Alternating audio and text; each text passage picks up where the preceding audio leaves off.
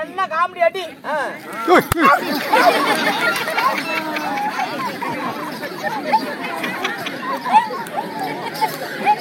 பாவம் பாவம். நானு தபாச்சிக்குவேன். உழைச்சி முடிக்க விட்டா அந்த பக்கம் கிணறு இருக்க மாட்டேங்குது. கிணத்துல விழுந்து பார்க்கும் போது நல்லா விட்டாடின்னு சொல்லி 50 ரூபா அம்பளிப்பு கொடுத்தேன். என்ன பேர் என்னன்னா? சரி, ராஜேந்திரன் அவர்களும் இன்னும் நமக்காக அன்பளிப்பா கொடுத்த அருமை உள்ளங்கள் அனைவரும் இந்த பாலமுருகனின் அருள் பெற்று நோய் இல்லாத வாழ்வும் குறைவில்லாத செல்வத்தோடு வாழ வேண்டி பாலமுருகன் திருவடியை வேண்டும்.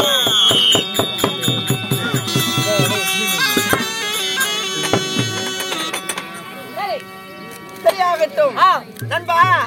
அப்படி இருந்தாலும் இந்த பாஞ்சால நகரத்தையாலும் மன்னனுக்கு எனக்கு என்று திருமணமாகி விட்டது. உண்மைதான். மனைவியின் பெயர்? என் மனைவி யார் தெரியுமா? கோகிலா தேவி. மனைவியின் பெயரா கோகிலா தேவி? ஆமா.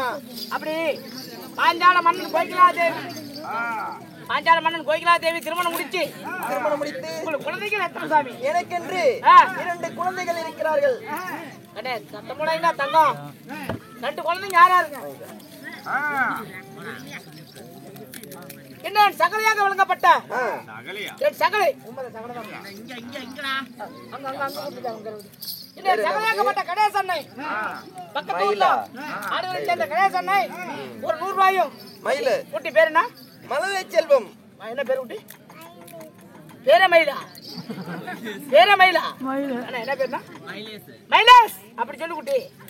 மைலேஷ் தம்பி சகலை கணேசன் அவர்களும் அன்பளிப்பு நமக்காக கொடுத்திருக்கிறார். தேவலோகத்தில் கூடினால் தேவர் சபை, இந்த பூலோகத்தில் நீ கூடினால இது ராஜசபை. இந்த பாலமுருகன் சன்னதியில இது அழகான ராஜசபை. வாழும் வாழ்க்கை, செய்யும் தொழில், படிக்கின்ற கல்வியிலும் மென்மேலும் ஓங்கி வளர ஆண்டவன் பாலமுருகன் சுவாமியை வேண்டுகிறோம். ஜெயம் மக்களை காப்பாற்றுவாய்.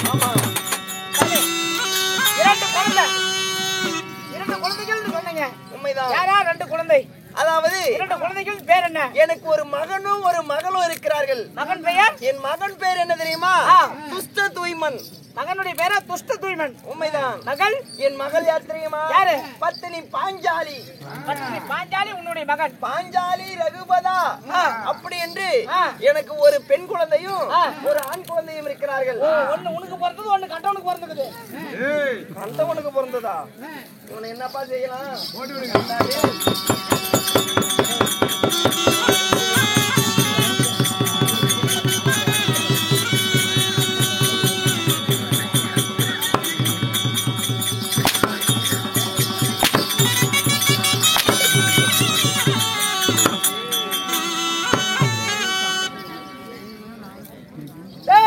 மகாராஜா, எதுக்கு ஒண்ணு உனக்கு பிறந்தது ஒண்ணு கண்டவனுக்கு பிறந்ததுன்னு சொன்னேன்? அதுல விளக்கம் இருக்குதுங்க. என்ன விளக்கம்? அர்த்தம் இருக்குது. சொல்றா. அது கேட்டுட்டு தப்பா இருந்தா நடிங்க, நான் வாங்கிக்கிறேன். சரி. அதுக்கு முன்ன அடிக்க கூடாது.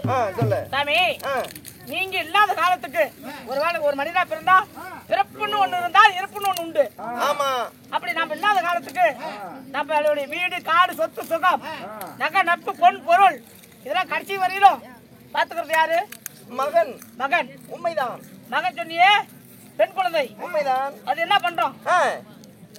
ஒரு பெண் குழந்தையை பெத்து 1 வருஷத்துல இருந்து 18 வயசு வரையிலும் எவ்வளவோ செலவாகுது. எத்தனையோ செலவு செஞ்சு வளர்த்துறோம். ஆமா. 18 வயசுக்கு வந்த ஒரு பெண்ணு இந்த வீட்டுல இருக்குதுன்னு தெரிஞ்சா அவங்க ஆடியூராகட்டும் அல்லது ஜண்டாபுரமா நங்குவல்லியா என்னமா ஊர் மொத்தத்துல நாம அவங்க முன்ன பண்ண பாத்துருக்க மாட்டோம். முன்ன பண்ண அவங்க கிட்ட பேசிருக்க மாட்டோம். இந்த வீட்டுல ஒரு பெண் இருக்குது நீஸ் கடிச்சு அந்த பெண்ணை கேட்டு வருவாங்க. நாம என்ன பண்ணுவோம்? ஒரு ஜாதகத்தை பார்ப்போம், ஒரு முருகன் கோயில்ல வாக்கு கேட்போம், உடனே பிள்ளைய கல்யாணம் பண்ணி அனுப்பி விட்டுருவோம். அதுக்கு முன்ன அவங்க யாரு என்னன்னு பாத்துக்கிறோமா? இல்ல தானே? கேட்டா கொடுக்கணும்ல. அதனாலதான் பொட்ட பிள்ளை கண்டவனுக்கு பிறந்தது. யாரோ ஒரு கண்டவனுக்கு கொடுத்தனால் கண்டவனுக்கு பிறந்தது என்று சொல்கிறார். அதனால அம்மா உனக்கு பேக்கல, வேற ஒண்ணு போய் பேத்தானா நான் சொன்னேன். உனக்கும் புத்தி இருக்குதுப்பா. இல்லையா? சரியாகட்டும். அப்படி என் மகளை பாஞ்சாலியை நான் பெற்றெடுத்து என் நாட்டில் நான் சுகத்தோடு எந்த ஒரு குறையும் இல்லாமல் நான் சுகத்தோடு இருக்கும் தருணத்தில், ஆட்சி புரிந்து வரும் தருணத்தில் ஏதோ சத்தமாக இருந்த என்ன காரணம்?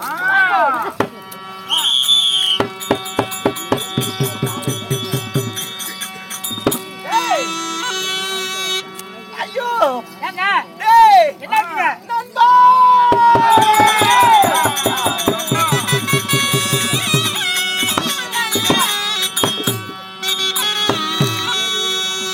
அக்கா நான் என்ன செய்வேன்?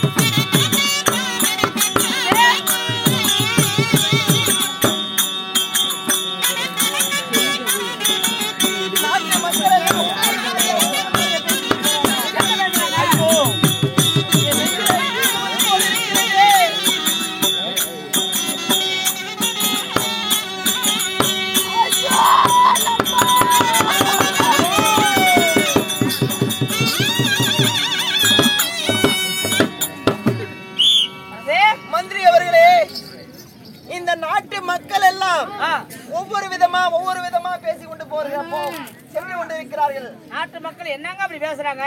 அதாவது நேற்றைய தினம் அரக்கு மாளிகையிலே மாதனாவரத்தில் இருக்கும் அரக்கு மாளிகையில் அரக்கு மாளிகை துரியோதனால் வஞ்சிக்கப்பட்ட பாண்டவர்கள் அரக்கு மாலையில் மாண்டு மடிந்து விட்டார்.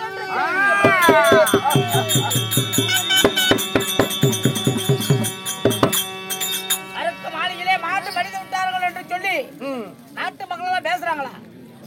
நாட்டு மக்கள் எல்லாம் அரக்கு மாலையில பாண்டவர் நேற்றைய தினம் மடிந்து விட்டார் என்று பேசிக் கொண்டிருக்கிறார்கள். பாவம் பாவம். சரிங்க, அரக்க மாளிகையிலே பஞ்ச பாண்டவர் எல்லாம் மாண்டு மடிந்தார் நாட்டு மக்கள் பேசுறதுக்கும் நீங்க பழுவறதுக்கு என்ன காரணம்? காரணம் இருக்கிறதுப்பா. ஏனென்றால் என் மகள் யாரு பாஞ்சாலியை நான் எதுக்கு படைத்தேன்? எதுக்குங்க? அவ என்ன என்னுடைய மனைவிக்கு பிறந்தவள் என்று நினைக்க வேண்டாம். என்ன உன் மனைவிக்கு பிறக்காமல் யாருக்கு பிறந்தவள்? இந்த பாஞ்சால மன்ன நான் பெருத்த யாகம் செய்து அவளை அக்னியில நான் பிறக்க வைத்தேனடா. நெருப்பிலே பிறந்தவள். ஓ, ஏன் அப்படி அக்னியில பிறக்க வைக்கணும்? ஏங்க? யாருக்காக பிறக்க வைத்தேன்? யாருக்காக? அந்த அர்ஜுனனுக்காக நான் பிறக்க வைத்தேன். ஓ, உங்களுக்கு நீண்ட நெடிய குழந்தை இல்லாதனால அக்னி வேள்வி செஞ்சு வேள்வியிலே பிறக்க வைத்தீங்களா? அந்த அக்னியிலே நான் பிறக்க வைத்தேன். எதுக்கு? எதனால?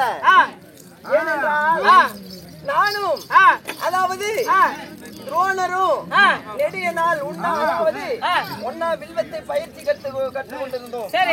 ஆனால் அந்த துரோணரானவர் அவர் எல்லா வித்தையிலும் தேர்ச்சி பெற்றவர்.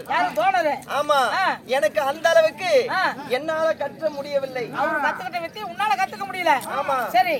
ஆனால் நான் என்ன செய்தேன்? துரோணரிடம் சென்று உன்னால் உனக்கு தெரிந்த வித்தைகளை எனக்கு சொல்லிக் கொடு. என் நாட்டுல பாதி, நகரத்துல பாதி, என் சொத்துல பாதி, சுகத்துல பாதி, நீ எதை கேட்டாலும் தரணும் வாக்கு கொடுத்தேன். யாரு? துரோணாச்சாரியர். ஆமா, சரி. அப்படியே எனக்கு கத்து கொடுத்தார். அப்பொழுது நான் என்னுடைய நாட்டுக்கு திரும்பி வந்து விட்டேன். சரி. ஒரு நாள் தினத்திலே என்னிடத்தில் வந்து உதவி என்று கேட்டார். நீ யாருன்னே தெரியாது போடா மடையினே என்று அவனை இழிவாக பேசிவிட்டேன். யாரு? துரோணாச்சாரியார். ஆமா. அப்பொழுது அந்த துரோணர் என்ன செய்தார்? டேய், என்னைக்கா இருந்தாலும் இந்த ஊர் அறிய உலகம் அறிய உன்னை அகமானம் படுத்தி தேர்கொடி கம்பத்தினால் கட்டி இழுத்து செல்கிறேன். சரி அப்படி என்று சபதமிட்டு சென்றான் துரோணர். அப்புறம் அப்பொழுது என்ன செய்தார்? அந்த பாண்டவர் குலத்திலே பிறந்த அர்ஜுனனை அழைத்து வந்து ஒரு நாள் தினத்தில் என்னை தேர்கொடி கம்பத்துல கட்டி இழுத்து சென்றான். சரி யாரு? அந்த அர்ஜுனன். அப்பொழுது நான் துரோணர் இடத்திலே சபதமிட்டேன். என்னன்னு? உன்னை வெல்வதற்கு ஒரு மகனும் என்னை கட்டி இழுத்து சென்றானே அவனுக்கு ஒரு பெண்ணையும் நான் படைத்து நான் என்னை எப்படி அகமானப்படுத்தினாயோ உன்னையும் அது மாரி நான் அகமானப்படுத்தணும் அப்படி என்று வீர சபதமிட்டு வந்தேன். ஆனால் இன்று நான் என்னுடைய மகள் பாஞ்சாலிய அர்ஜுனனுக்கென்று படைக்க வைத்தேனே. ஆனால் அந்த அர்ஜுனனே மாண்டு மடிந்து விட்டானே, நான் என்னடா செய்வேன்?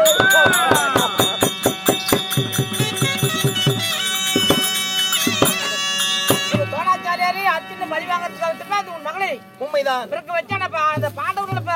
பாண்டவர் மாட்டு மடித்தாருன்னா அதுல அர்ஜுன மகாராஜன் சேர்த்து மடிச்சிருப்பாரு. ஆமா, மகளை வச்சு என்ன பண்ணட்டும்?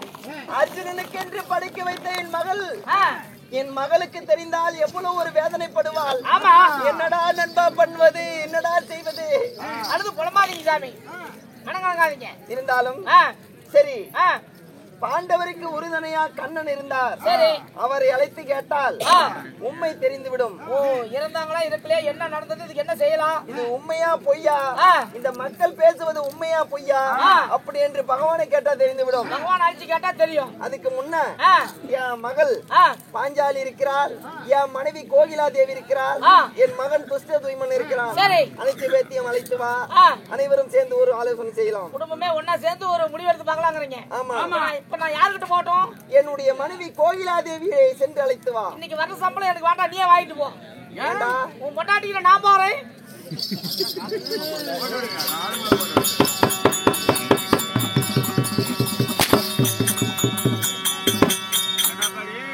இங்க இருந்து பாஞ்சால நகரத்துக்கு போய் கூட்டிட்டு வரங்க. அப்படியா? நாட்டுக்கு போய் கூட்டிட்டு வரேன். இப்ப நம்ம பாஞ்சால நகரத்துல தான் இருக்கிறோம். சரி, அம்மால உள்ள போய் அரண்மனையில இருந்து கூட்டிட்டு வரேன். ஆகட்டும். நீ உள்ள போய் நீ அருவாமனை மேல உட்காரு. அது மேல உட்கார்ந்தா சூத்த கழிச்சு விடும். போற வழியில் ஜண்டாபுரத்துல தேயில் போட்டுக்கலாம் போ. டேய், என் மனைவி அரண்மனையில் இருக்கிறாள், அழைத்து வா. உத்தரவுங்க.